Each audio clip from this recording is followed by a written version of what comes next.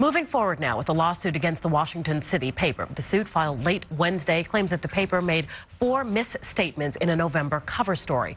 Snyder is firing back at allegations that he got caught forging names as a telemarketer with Snyder Communications, that he caused Agent Orange to be used to destroy trees, that he bragged that his wealth came from diabetes and cancer victims, and was, quote, tossed off the Six Flags board of directors. Snyder also claims the cover illustration depicting him with horns and a goatee is anti-Semitic. Joining us now this morning, Frank Vasquez, a partner at White & Case in Washington, D.C., and concentration on libel law. Good morning. Good morning. Thank you for inviting me. Well, we're happy that you are here today. Let's talk about this case. Does Dan Snyder have a case? I think he's got a case. It's a difficult case to make. Dan Snyder is a public figure, and when you're a public figure and you're bringing a defamation case, you have to not only show that the statements were false and that you were injured, but that there was actual malice involved in the making of the statements. Why do you think that he would go forward with this? He's already in sort of a tricky position image-wise for the city. Will this really help his image going forward? Why would you think that he decided to do this? Well, from reading the complaint itself, I mean, it's a heartfelt complaint. He seems like he's very upset, and in particular upset about the way his wife was treated and the statements that were made with respect to her. I think he comes across as saying, well, I'm a big boy, I can take this personally, but, you know, to get into my family, that's where I'm going to draw the line, and that's why I'm bringing this. That was my impression from reading the complaint. He's brought 2 cases of action, both forms of libel, libel per se and ordinary libel. What's the difference here, and how does this play in with his lawsuit?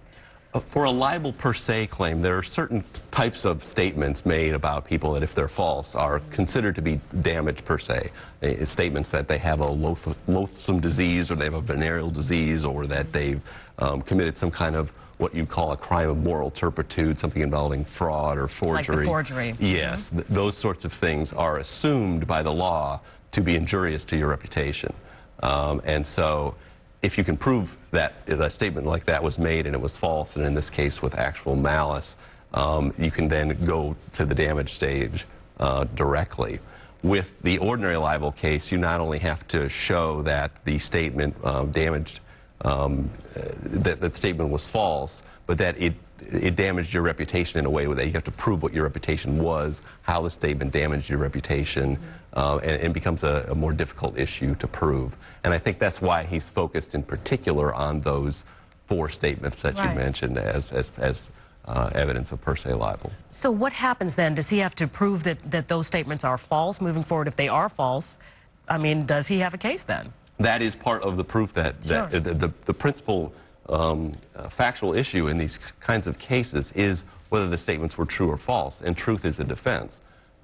So there will be a lot of development of the case by both sides along those lines as to trying to prove whether these statements are true or false. You also pointed out that there are a number of allegations that seem geared towards actual malice, including the anti-Semitic allegations. And what we're talking about is the depiction with the horns. And for the viewers who might not understand that reference, often you had, there you go, people of the Jewish faith characterized with horns in their head.